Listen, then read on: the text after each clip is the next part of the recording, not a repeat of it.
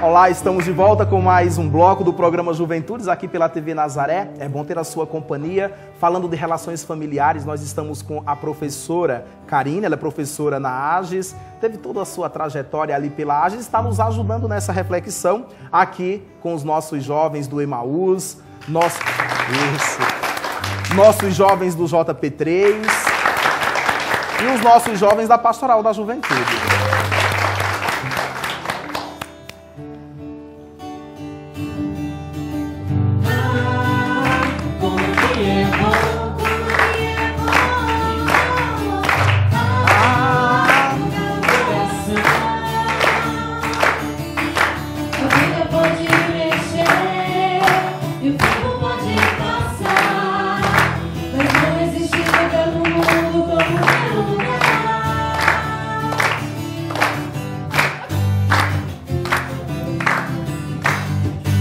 E nesse bloco nós vamos trazer para o centro da nossa discussão, professor, os filhos, né? Então vamos lá. Por que é que a relação pais e filhos muitas vezes são conflituosas? O que é que falta por parte dos pais, né, e dos filhos para viver em harmonia? Primeiro vamos começar falando do conflito, né, que é uma realidade muito constante em qualquer relação com o jovem, né? O jovem, ele é um eterno conflito, concordam? Sim.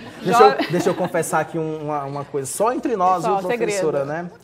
Um dia eles estão uma maravilha, outros dias eles vêm atirando pedras na gente. Exatamente. E aí, coitado desse pai, dessa mãe, desse cuidador, fala, e agora? Será que hoje é um bom dia ou hoje é um mau dia, né? Realmente é difícil lidar com o jovem justamente por essa mudança rápida de humor, que é típico da adolescência, que tem questões hormonais, questões biológicas, fisiológicas envolvidas, mas também tem muito da questão cultural, né? A adolescência, ela é um período de transição da infância para a vida adulta, que em cada cultura vai ser diferente, em cada cultura a gente vai ter que lidar diferente com essa questão.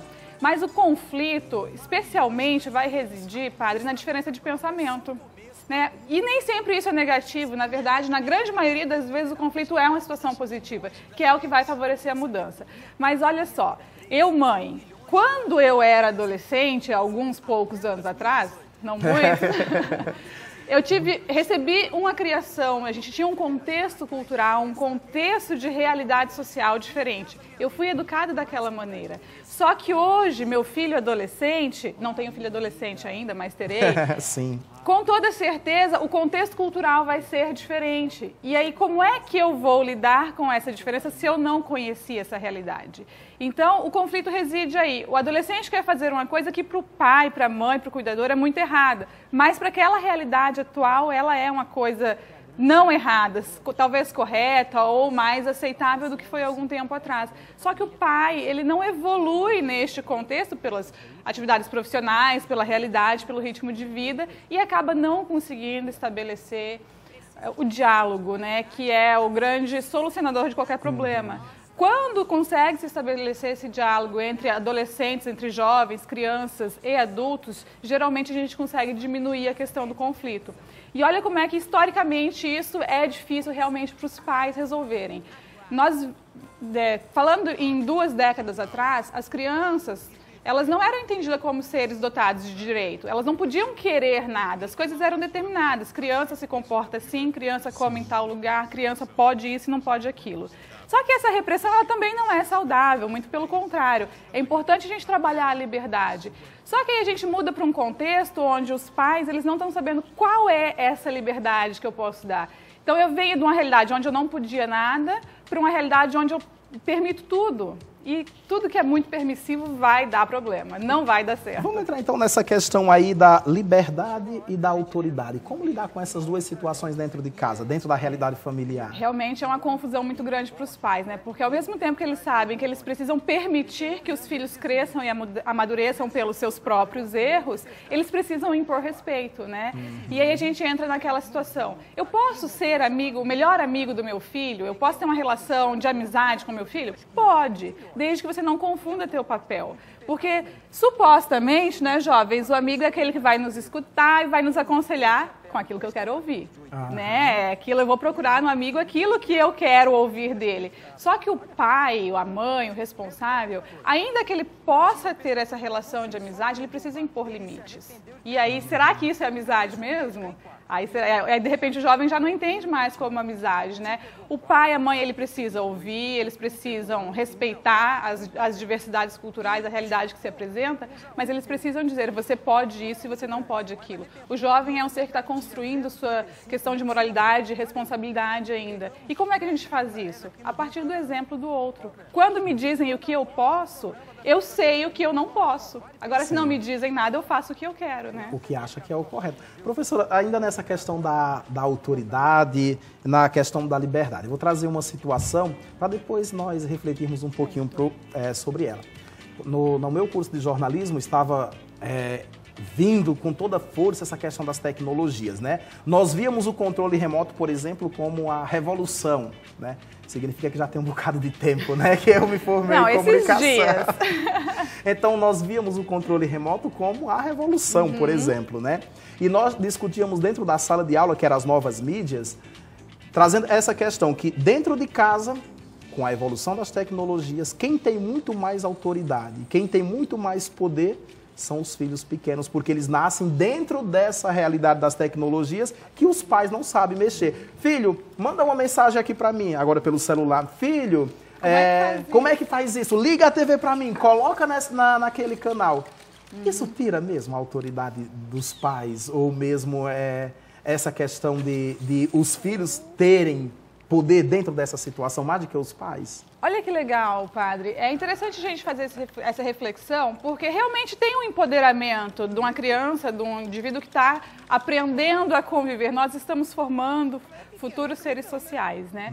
Só que esse empoderamento, ele vem acompanhado, ou deveria vir acompanhado de um limite. Você tem este conhecimento a mais do que eu, você sabe operar isso melhor do que eu, mas e toda a história de vida, e toda a experiência de vida? Eu sei melhor do que uma criança o que é certo e o que é errado, embora eu não entenda tão bem de tecnologia. Então a gente vai fazer uma troca de conhecimentos. É aí que reside o empoderamento dos jovens. Não é que eles façam tudo o que eles querem, mas que eles façam tudo o que eles podem. É essa questão aí dessa relação dos filhos. Eu fico imaginando uma criança de 10, 12 anos, já na fase da adolescência, né? Eles conhecem tudo, eles reviram as tecnologias, o celular, a TV e todas que aparecerem, né? Os pais, coitado, não conseguem acompanhar toda essa evolução.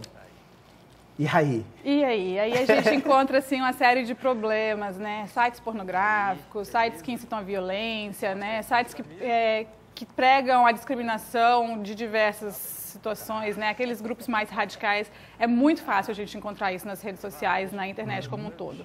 Então, assim, a dica, pais, acompanhem a vida dos filhos, tá? Pode ser difícil, vai demandar tempo, mas façam. Se você não fizer, alguém vai fazer isso por você. Então, assuma a tua responsabilidade de ser o cuidador daquele indivíduo. E é melhor aprender em casa do que na rua, né, professora? Com toda certeza, né? Dificilmente eles vão vir perguntar algumas coisas para os pais, eles vão tentar buscar na rua, mas a gente precisa ser ali o vigilante do comportamento daquele ser que a gente colocou no mundo ou que a gente se propôs a educar, né? Eu costumo dizer, quando estou nas celebrações, né, dizer assim, olha, os filhos, o que eles não encontram em casa, eles vão encontrar na rua. Se em casa eles não têm o diálogo, eles vão buscar lá fora.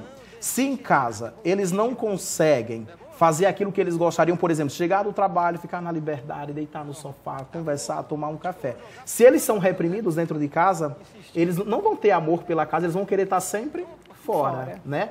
e buscar outras, podemos chamar de recompensas? Com toda certeza, o afeto é uma recompensa, né? Você chegar de um dia de estudo, falando de jovem que supostamente não vai estar trabalhando ainda, de um dia, de uma jornada que não é fácil, é cansativo, tá? Jovens, estudar é cansativo, a gente entende isso, a gente deve entender isso, pais entendam que estudar é cansativo também, exige muito esforço mental. Então receba bem esse filho quando ele volta para casa, com afeto, assim como o jovem. O teu pai, tua mãe que passou o dia todo trabalhando também está cansado. Então respeite também isso, né? A gente tem que ter essa troca. Eu preciso, mas o outro também precisa. Então o respeito mútuo entre os jovens e os pais, os cuidadores, ele é fundamental e é o que vai estabelecer, de fato, a harmonia do lar, né? Eu vou voltar para minha casa contente, porque lá eu vou conseguir ter um momento de descanso, porque lá eu vou conseguir ter um diálogo, lá eu vou ser bem recebido, vou ganhar um abraço, um beijo, que bom que você está aqui comigo, que é tão carente hoje em dia, né? É Quantos jovens abraçam os pais hoje? Professora, agora eu fico imaginando assim, como é que o pai, com, sei lá, 50 anos, ele vai ter um diálogo com um filho de 15, em que a sociedade mudou tudo, ele recebe influências da escola, ele recebe influência dos amigos, ele recebe influência da TV, ele recebe influência da internet, ele recebe influência das músicas, ele recebe influência do grupo que ele tem. Todos esses fatores que eu falei, seria uma briga com a educação dentro de casa? Quando eu era criança era assim, mas nessa época, na nossa época agora é diferente, né? Então é importante você se colocar, pai, como um ser ativo hoje. Você não era jovem somente naquela época da sua adolescência. Você precisa continuar se atualizando e ser ativo e participativo na sociedade, na juventude hoje também. E não parar no tempo. Sim, vamos ver aqui com nossos jovens. Jovens, eu tenho uma curiosidade. Vocês dialogam com os pais de vocês? Vocês falam sobre o quê com os pais de vocês? Só para pedir ou vocês sentam, conversam, né? Precisando de dinheiro. A mesada. Então, aí sobre essa questão do convívio, eu ando tendo bastante diálogo mais com meu pai do que com minha mãe. Antes era com a minha mãe que eu conversava mais e tal. Só que eu costumo agora conversar mais com meu pai, porque nós discutimos mais coisas práticas, digamos, né? Desde política, questão de pensamento, discussão de argumentos também, né? E de diálogo de todo tipo de assuntos, sexualidade, orientação sexual, essas coisas. Sempre também nós estamos em constante contato, porque a discussão que nós temos se tornou mais aberta conforme foi o tempo, né? Mas antes era mais reprimido por conta também de vir uma criação de que não faz isso porque o pai vai fazer isso, que o pai vai te bater, porque o pai não gosta que você faz isso. E conforme foi o tempo, o meu pai procurou ter esse diálogo, né? Ele chegou em mim e falou: eu não vou bater mais em você porque você não tem mais idade para eu bater em você. Mas eu gostaria de saber, eu gostaria de ter um diálogo com você, conversar com você. Então, a partir daí, foi essa questão mais de construção de diálogo. Então, eu vejo que está sendo bem gratificante, nós estamos cada vez se entendendo mais.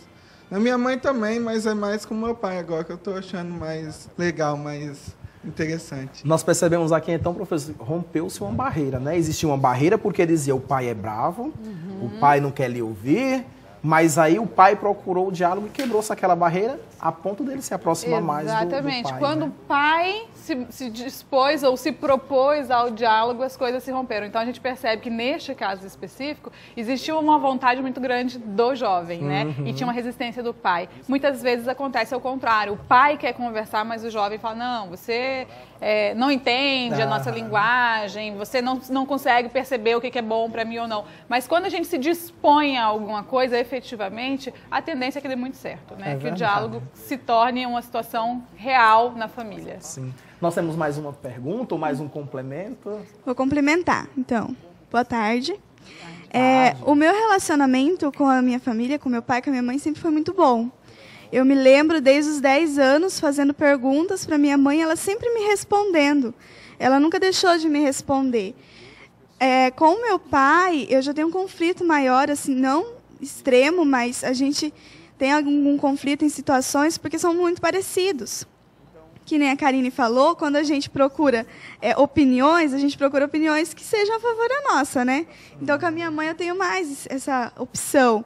Lá em casa, a gente sempre teve um relacionamento muito bom. De eu chegar de festas e de confraternizações e contar para ela realmente o que eu fiz. Não esconder, sempre apresentar aos meus amigos. Sempre foi muito gratificante, sempre cumprimentou muito na minha educação e no meu desenvolvimento. O diálogo é a chave, né, professora? O diálogo é a chave de sucesso É em verdade. qualquer situação. Sim. Nós vamos a mais um bloco dos nossos apoiadores e nós vamos voltar em seguida com mais Juventudes.